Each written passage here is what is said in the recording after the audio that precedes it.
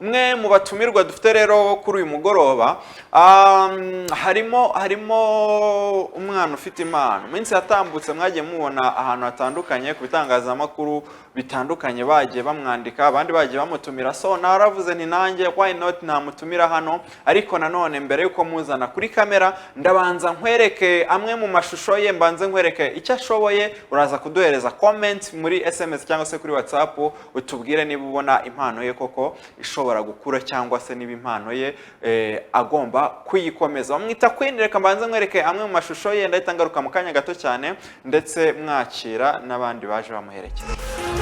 I'm so gone, no I'm never turning back. I won't stop, I'ma fight until there's nothing left. It's so on, you're gonna be hurting bad, cause I've been to hell and back. You don't wanna make me mad, I stay strong, you will never see me crack. And if you get in my way, you're gonna feel the wrath. Gotta say it to my face while he's looking back. Mirror breaks after math, when I hate I attack.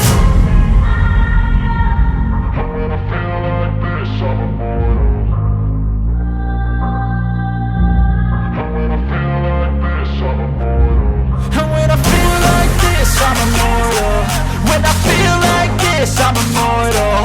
When I feel like this, I'm immortal. When I feel like this, I'm immortal. Don't be scared. Just give me up. Don't be scared.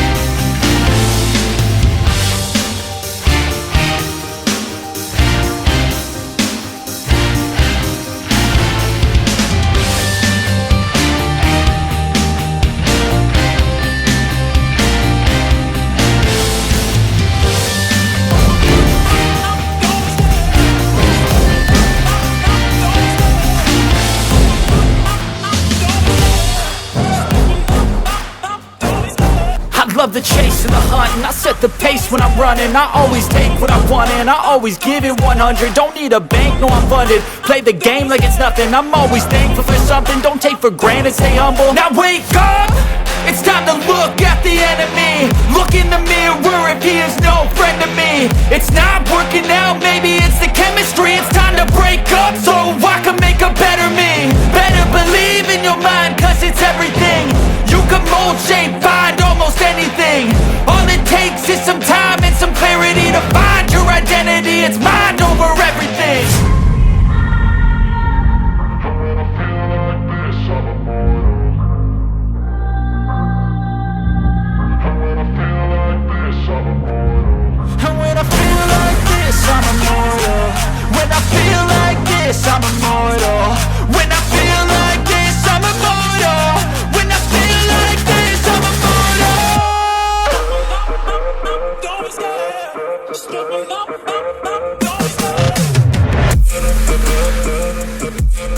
Alright, nuko tugarutse kabisa bamwita Queen, umwana uri talented cyane, niwe turi kumwe hano live muri studio za Izuba TV. So niba wamukunze uze kuma comment, niba wakunze ibyo akora uze kunyandikira, niba wakunze impano ye kabisa uhita umpamagara muri aka kanya umbwira uti uwo mwana njyewe rero ndi kubona abibashije. So banza umpamagare umpe comment kuri Queen, niwe turi kumwe hano. Niba ari ubwa mbere umubonye umbwira uko umubonye, cyangwa se niba usanzwe umubona umbwira uti njyewe rero uwo mwana kuva namubona namubonye gutya. Ku murongo wa telefone afunguye, wibutsa ko ari ukumamagara kuri iyo nimero iherwa na 41, ubutumwa bugufi bwo ndaza kubwakira kuri iyo ngiyo iherwa na 54. So reka manze nitabe telefone nk'eshatu, numva feedback, numva comments zanyu, ubundi duhite dukomeza.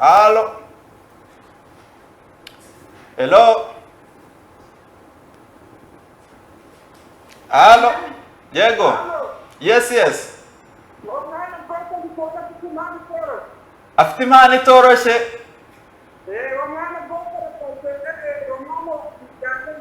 Urabona azagera kure.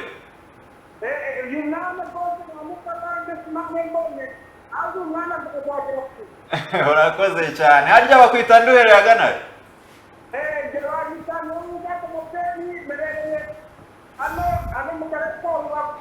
Yego, urakoze cyane. Reka twumve n'abandi. Alright, reka twumve izindi comment nk'ebyiri cyangwa se imwe mite nanasoma ubutumwa. Hello. Wongwa isa kuduza n'abacuti be. Reka twitabe indi telefone imwe ubundi duhite twakira abatumirwa buri munsi. Hello. Yes. Hello. Ndakumva neza. Umwana kafite impano. Urabona ibintu birimo neza, komerezaho. Umwana ni umuhungu n'umukobwa. N'umukobwa. Umukobwa. Yego, bamwita Queen. Afite impano nene kabisa. Okay, urakoze cyane brother. Ninde tuvugana? Aisha Kera Ndwarigi. Aha, urakoze cyane bro. So rero reka ntatinze tumbanze muvugisha mbere yuko mvugisha abo yazanye nabo. Queen, umeze neza? Amazina yawe atari Queen nayahe? Ubundi amazina yawe yombi nayahe? Inde?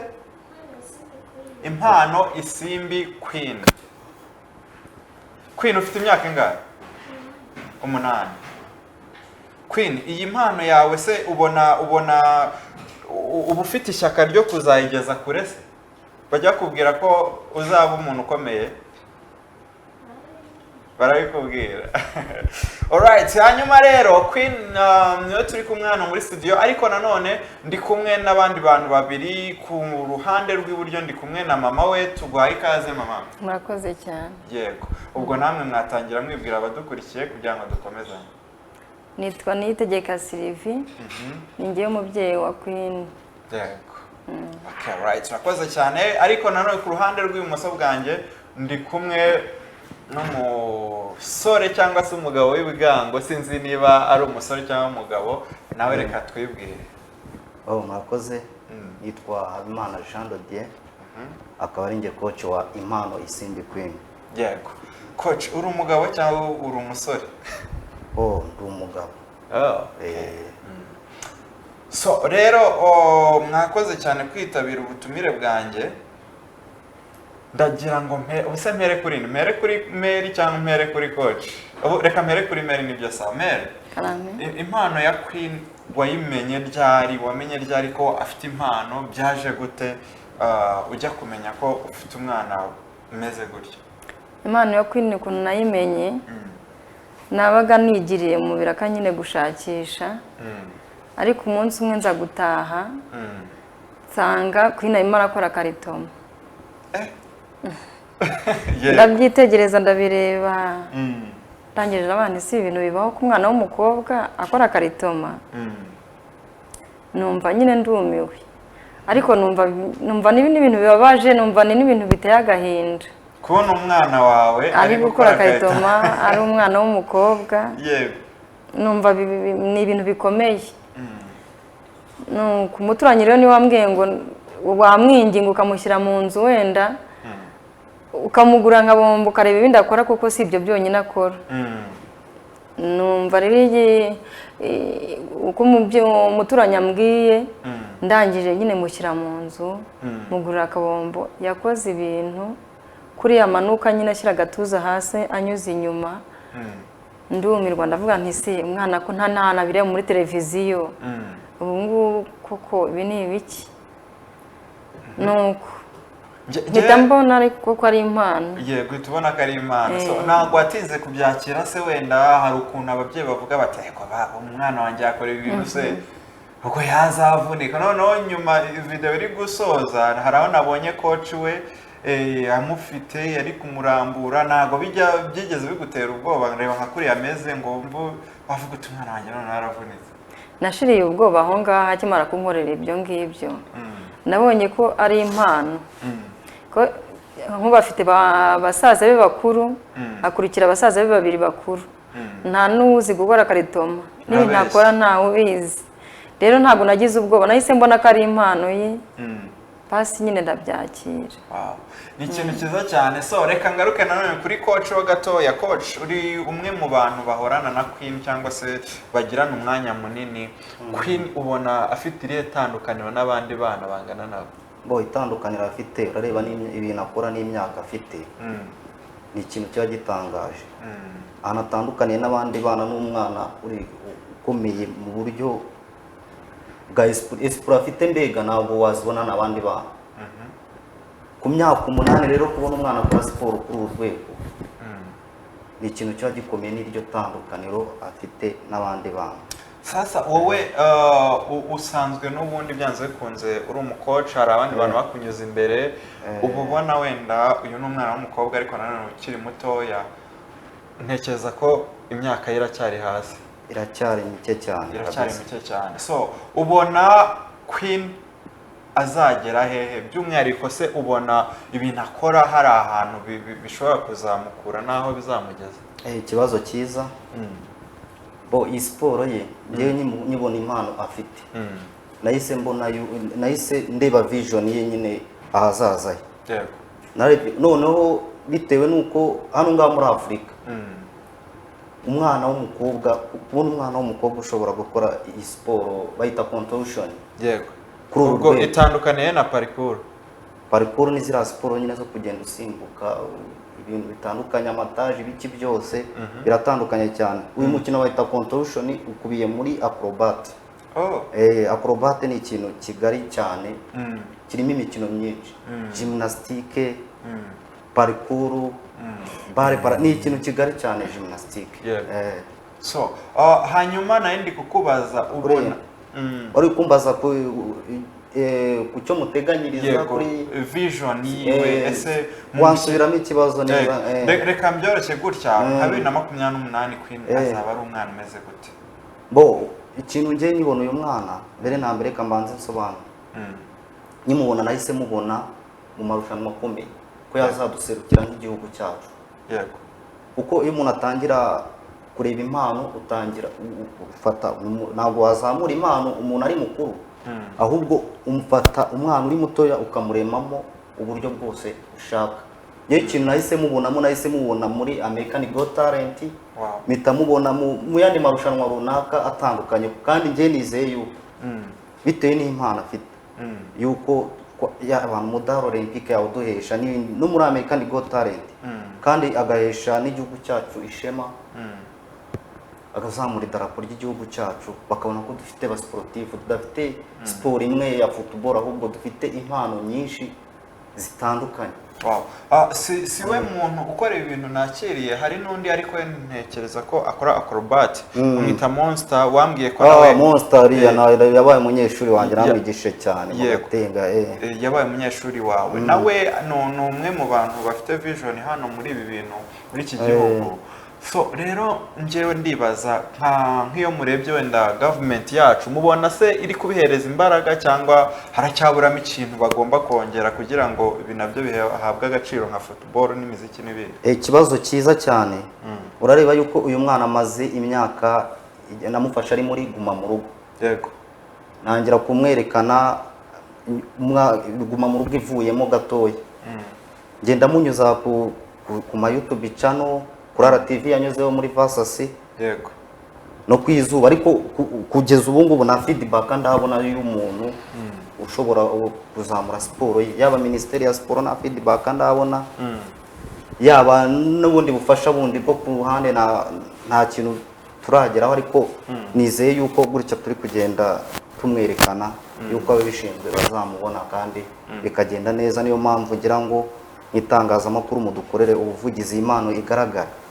So nk'umuntu wenda ukeneye ubundi kuba yabonana na coach cyangwa se bavugana, wenda hari n'umuntu ushobora kuba afite umwana we ariko abona yifitemo iyi mpano, byanze kunza akaba yifuza ko amufasha mu buryo bwo gukora nk'ibi ngibi, yakubona ati arakubona he? Bo natanga ukuntu byagenda ubu ngubu, kubera ko ntabwo ndabona ubushobozi bw'ibikoresho ku buryo nahita nshinga ishuri nkazamura abandi bana, ariko mbonye ubufasha bw'ibikoresho nazamura izindi mpano. Nanone ikindi nyine ndaza gutanga adresse nk'umuntu ushobora kuba yadufasha kuzamura impano y'umwana, kutuzamura mu bikoresho no mu bindi bintu byinshi bitandukanye bishobora gutuma nazamura izindi mpano. Ubwo twaza kuvugana nyine nkabahereza address, ndaza kuba address. Ni ikintu cyiza cyane. Hari ubutumwa ndi kugenda nakira butandukanye, nk'uyu yavuze ati se ubwo ngubwo Queen koko afite amagufa, bikanyerekeza ku kibazo kigira kiti ese Queen byagufasha igihe kingana gute kugira ngo umuforume ubone nyine ari kuri level wifuza? Ubu ngubu tumaranye imyaka 4. Nabanje kumuforoma mbere yo kugira ngo mwereke abantu, noneho maze kugira ikintu mubona yagaragariza abantu bitanangira kumumurika. Niyo mpamvu namujyanye ku itangazamakuru. Mu yandi mashosho ya mbere namujyanyemo ni Jenny's Comedy, abantu baramubonye babona yuko ari taradufite hano mu gihugu iteye ubwoba. Aho ngaho nabashije kumumurika, ariko tumaranye imyaka 4. Gukora impano ntabwo ari ibintu byoroshye cyane. Noneho ikindi ari special, umwana ari special, nabanje mukoresha umwitozo, akora umwitozo uruta n'abantu bakuru. Uko ndamukuba nkamukoresha igihe n'ibiki byose, ntabwo yakorera siporo adafite igihe. Nta ngaruka ubona bishobora kumugiraho, cyangwa se wenda nk'uko wenda bakora, ntekereza ko hari imyitozo wenda iba yaragenewe nko gukoreshwa abantu bakuru. Queen we biba bimeze bite? Ufite revu ugomba kugarukiraho cyangwa bafite revu nshobora gukoreshaho umwana, ariko umukoresha imyitozo bitewe n'uko umubona. Nimba mukoresha umuntu mukuru, ko nakoresha umuntu mukuru ntabwo ariko nakoresha umwana, ariko uyu nguyu yakorana siporo n'umuntu mukuru atakora. Wana kuko ntabwo zira siporo akora adafite umwitozo ntabwo byavamo. So reka mugarukeho kuri Queen gato ya Queen. Wiga mu kangahe? Mu wa kabiri. So Queen uba wumva ubundi se mu ishuri atsinda neza cyangwa uragerageza? Ugira amanota ngahe? 70. So Mary we aragenda nadufasha, reka abari nawe ngarukaho muri aka kanya. Mama Queen, kuri ubu ngubu uba wumva nyine 2028, 2029, 2030 Queen wawe umushaka ku ruhe rwego? Mba numva nkurikije ukuntu akunda siporo, nawe bavuga ati nimbona ubushobozi bwo kuba nabona buri kimwe cyose nzateza igihugu cyanjye imbere, uko byagenda kose no mu marushanwa hariho hose nzajyaho kandi negukana umudari. Nzamura igihugu cyanjye, nerekana igihugu cyanjye, mbega babone ko abana b'Abanyarwanda nabo bashoboye. Nibyo bumva abambwira ati ngeshaka kwerekana ko abana b'Abanyarwanda bashoboye. Ubwo rero 2028 numva azabageze kure, aramutse abonye sapoti, wenda akabona abamufasha, akabona mbega ibintu bimutera ingabo mu bitugu kugira ngo bimufashe. Niki kintu ubwira ababyeyi bakifata ku bana babo rimwe na rimwe babaza kuba bakora siporo nk'izi ngizi, niki kintu wababwira mu buryo bwo kubamara ubwoba? Nabamara impungenge rwose, siporo ntacyo itwara. Cyambere cy'ubukwe ntajya kumubona yarwaye, ntago sinjya mpfa kubibona. Ubu ntakirwara, reka siporo akora siporo, niyo arwaye gripe ntago ajya ngo ibinini hamwe ngo nakora imyitozo gripe igakira Wow. ugasanga ntanywe ibinini niba agiye mu myitozo avayo gripe yakize. Wow. So, ni ikintu cyiza cyane kandi nanjye nanagushimira. Reka mbanze nyure mu butumwa buke abantu bagiye batwereza, niba ari ababaje ibibazo tubisubize, ubundi tuze gukomeza mu kanya gato. Yagize ati ni Enoch Mugarama, gusa uwo mwana afite impano idasanzwe pe. Uyu nguyu we ari kuvuga ko afite impano idasanzwe. Ni kimwe n'uyu nguyu yagize ati ese mama we abibona ate iyo ese mama we abibona ate? Nibyo yari amaze gusubiza. Yari no kubaza ngo ese uwo mwana yiga mu wa kangahe? Ubwo niba nta kibazo mwasubiza umwana yiga mu wa kangahe? Umwana yiga mu wa 2. Okay, primaire. Yego. Nguyu yagize ati aranyemereje nakomereza aho. Uyu nguyu yagize ati hello nitwa Brice ati yuwe yasabaga indirimbo. Uyu nguyu yagize ati mwiriwe neza, uwo mwana ndabona afite impano idasanzwe, ati nakomereza aho kandi ntagacogore, imbere he ni heza cyane. Uyu nguyu yagize ati uwo mwana ararenze pe, afite imyaka ingahe? Ni Tuyishime Veniste Igahengeri Runyinya. Myaka 8. Wow. Uyu nguyu yagize ati muturangire aho mukorera murakoze. Ngira ngo wenda iki kibazo kirareba coach. Ahantu mukorera imyitozo. Ahantu dukorera imyitozo ubu ngubu ndi mu buryo bwo kwiranja. Ntabwo ndabona materiel zishobora kumfasha kugira ngo be nakwakira abandi. Nari maze kukivugaho gatoya, ariko hari unyeneye, hari ukeneye kugira ngo amfashe ku bijyanye n'ibikoresho. Yego. Twavugana, ariko ubu ngubu mfite adresse nkorera, hari materineri nkoreraho hariya mu karere ka Kicukiro Murambi mu Gatenga. Twaza kuvugana kuri telefone tukabikemura ku bijyanye no kuba bageraho dukorera. Okay, urakoze cyane kabisa. Ubwo uraza no kohereza nimero ya telefone. Uyu nguyu yagize ati cyakoze uwo mpeti ari heavy, ati nakomereze aho. Ati ni Elieri mperereye mu Bugesera. Uyu nguyu yagize ati uwo mwana arabizi cyane, akomereza aho ntazacika intege kandi ababyeyi be ntibazamuhagarike. Ntabwo baba bamuhagarika ngo abageze ahangaha. So mere, reka nkubaze iki kibazo nanone. Uyu mwana wawe biramutse bibaye ngombwa ko ibi bintu abikora, ariko nanone akabikora atari hafi yawe, ni ukuvuga ngo wenda agiye hanze y'igihugu cyangwa se agiye ahandi hantu azabikora mutari kumwe ngo umugenzure, wabikunda? Icyo gihe si umwana apfa kugenda gutyo gusa, ntari igihe aba afite n'abamugenzura, wenda nibaye ngombwa ntabone wenda uwo bajyana. Ubwo igitumye mbivuga nuko umunsi naje gufata iriya video mwarazanye n'ahandi hantu nagerageje kumubona nyine mwari kumwe, so nkavuga nti rero byanze bikunze uyu mumera ashobora kuba atarekura umwana we ngo agire ahantu ajya gutyo gusa, niyo mpamvu nari mbikomojeho. Uko byagenda kose urabona aracyari muto.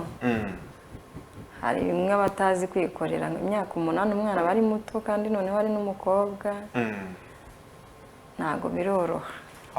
So reka dusubire kuri coach ho gatoya, ubundi turimo turagenda tunagana ku musozo. Ndaza kubasubirizamo video ye muyirebe ku muntu wifuza nyine kubona impano neza ye. So rero tugiye kuri coach, ndagaruka nkubaza iki kibazo. Ubona ari izihe mbogamizi dufite muri iyi siporo by'umwihariko iyi ngiyi na Queen ari kubarizwamo? Imbogamizi za mbere zihari nuko turakora cyane, nge n'uyu mwana afite impano idasanzwe, ariko nkaba mbona na feedback mbona zo kugira ngo kigikirwe n'umwana kigikirwe.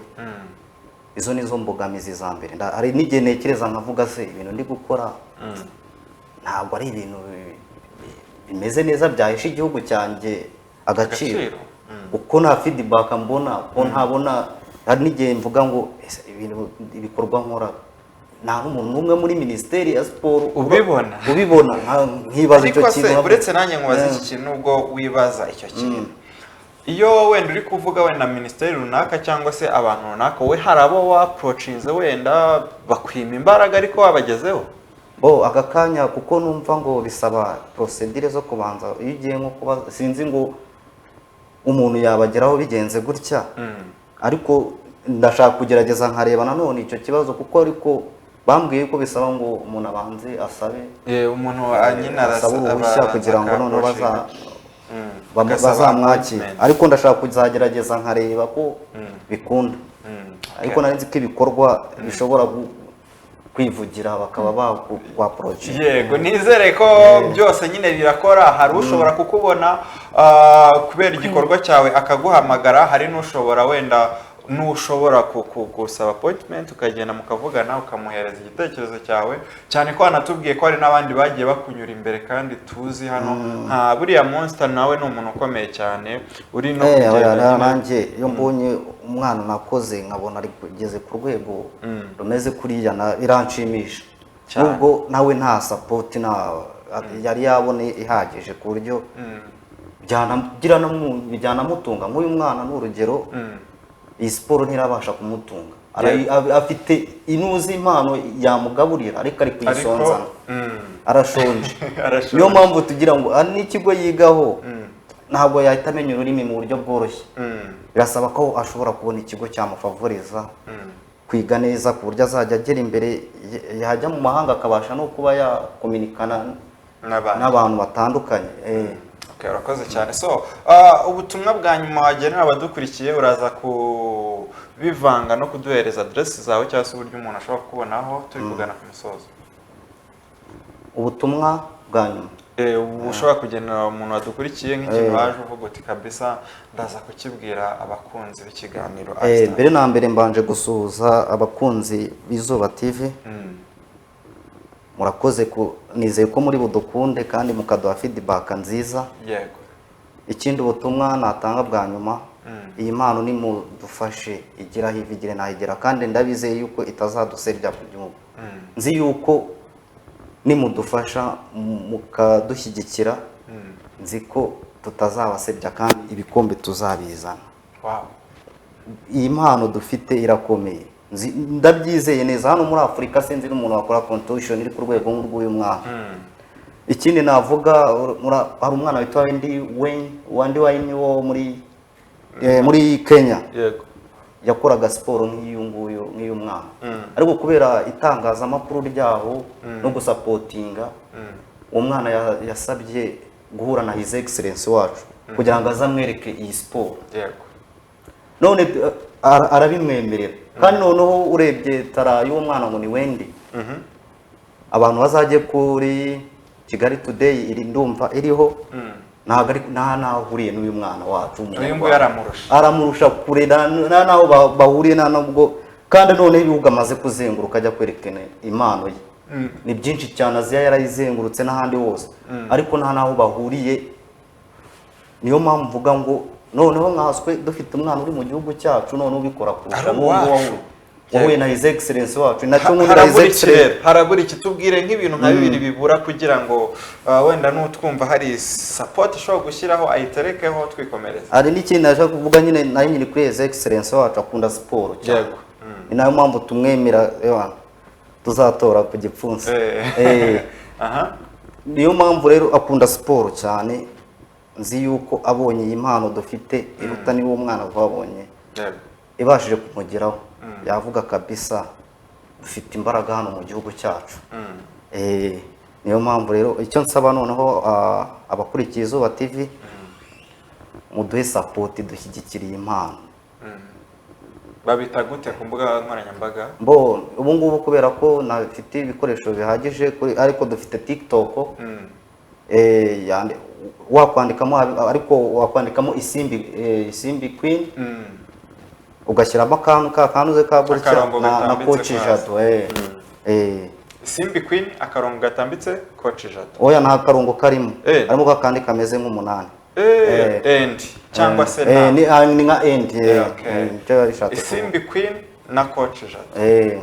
Kuri TikTok niyo ndi gukoresha, n'izindi mbuga mu minsi iri imbere ndashaka gutangira nkazifungura neza, ku buryo umuntu wese uzajya dukenera ku mbuga azajya tubona n'ibyo tugezeho twiyapudetinze bakabibona.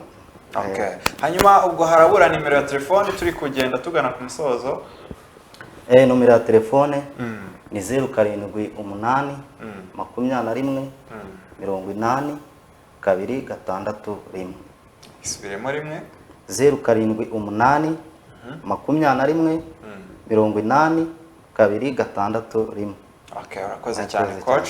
Reka tugane no kuri mail nawe turi kugenda tugana ku musozo, ubundi agire ubutumwa bugufi nawe agenera abadukurikiye, ubundi ni tubakenera tuzongera tubatumire. Mail. Amen. Mwanya no wawe. Murakoze cyane wakurikiye Izuba TV. Ndabashimiye.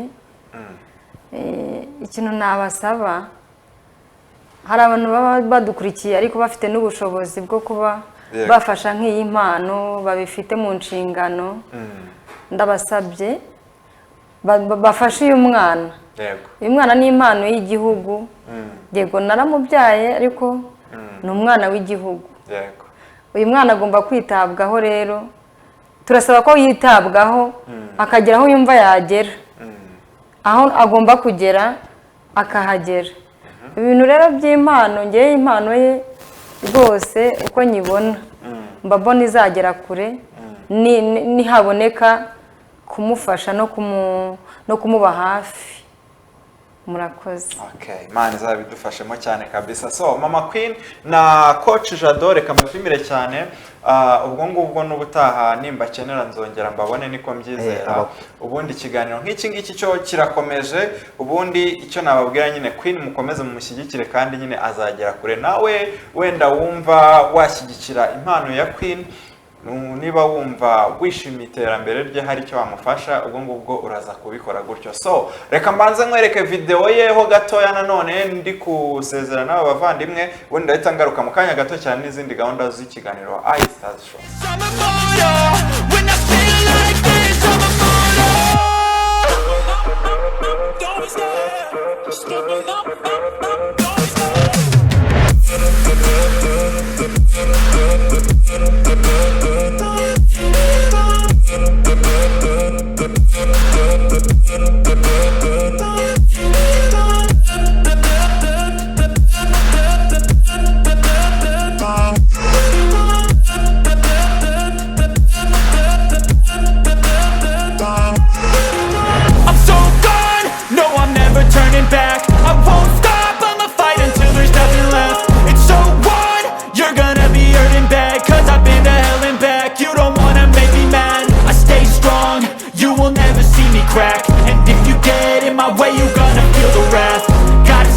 My face while he's looking back. Mirror breaks after math. When I hate, I attack.